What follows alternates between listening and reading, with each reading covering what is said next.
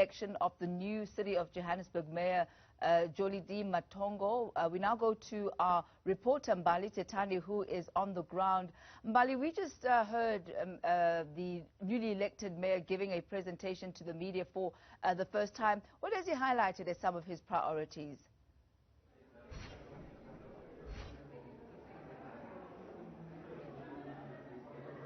Well, of course, hethani, we have seen the installation of the new Joburg mayor. Of course, it is Jolidee Matongo, who was previously the MMC for Finance, and we're going to hear from him now. We know that he's just held a press briefing.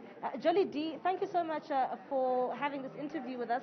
Congratulations on your election as the new mayor. How does it feel coming to this point where you have now been officially installed as the mayor? Yeah, there were anxious moments in the past few weeks, but we are now relieved that the city at least has an executive mayor, and the mayoral committee will then be put together and the city can work again, because in the absence of the mayor there's no mayoral committee, therefore there's no government. So we are quite ecstatic that at least there will be government effectively from tomorrow, and then the residents can enjoy the benefits that come with having a government that is stable. Because if the government is not there or is not stable, then we've got problems. Investors don't want to be in a space that is unstable. So we are quite excited. One would say that we're just a few months away from having those local government elections, and you've really got a short stint here when it comes to your position as the Johannesburg mayor. When it comes to what you will be prioritizing over the next couple of months, if you can just take us through what will be your key focus as now that you are now the mayor. Well, one of the key things is financial sustainability of the city, because municipalities depend by and large on the property rates and taxes that we generate, and with the COVID pandemic and the economic downturn, there isn't much revenue coming in, so we've got to work twice as hard to ensure that we collect the necessary revenue, so that with the revenue that we have, we are able to deliver on the promises that we have already made in the IDP of creating jobs, especially for our young people, of ensuring that Johannesburg becomes a smart city. The rolling out of Wi-Fi hotspots across the city is important, so that if people are not able to go to work, they at least have internet access from home. The whole issue of ensuring that the basics are done. If there's a pothole, it must be fixed. If the traffic lights are not working, they must be fixed. If the water system has problems, it must be attended to, and those things must be done with immediate effect. The turnaround times must be adhered to.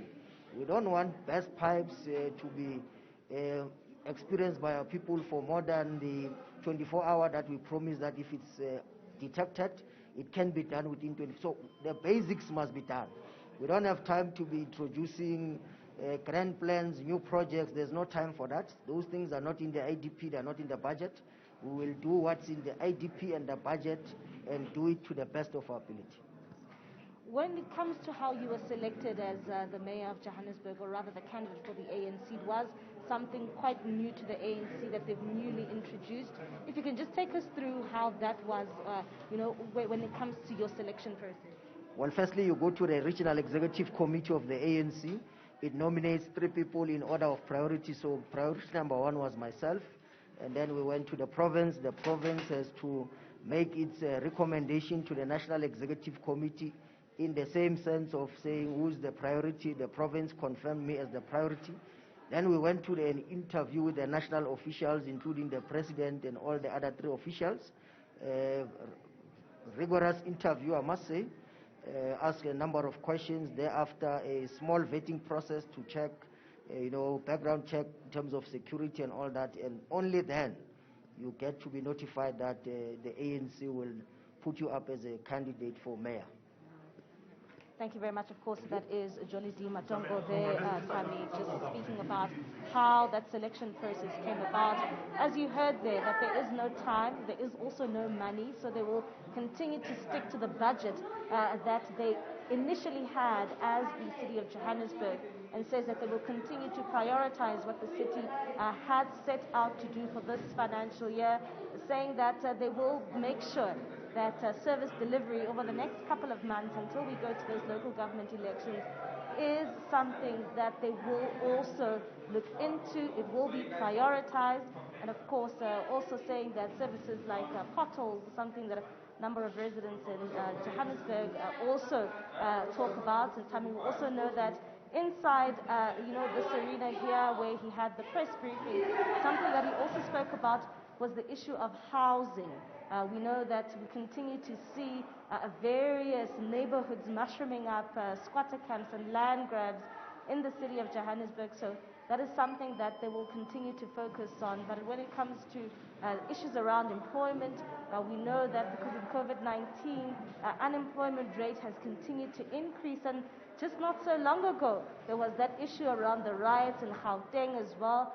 Johannesburg was an area or a city that was also affected by those riots. So as the city, they are also saying that they will try and ask those shopping centers which were affected by those riots to be given some sort of break and not pay for their rates, maybe for a month or two, just to alleviate the pressure from those businesses.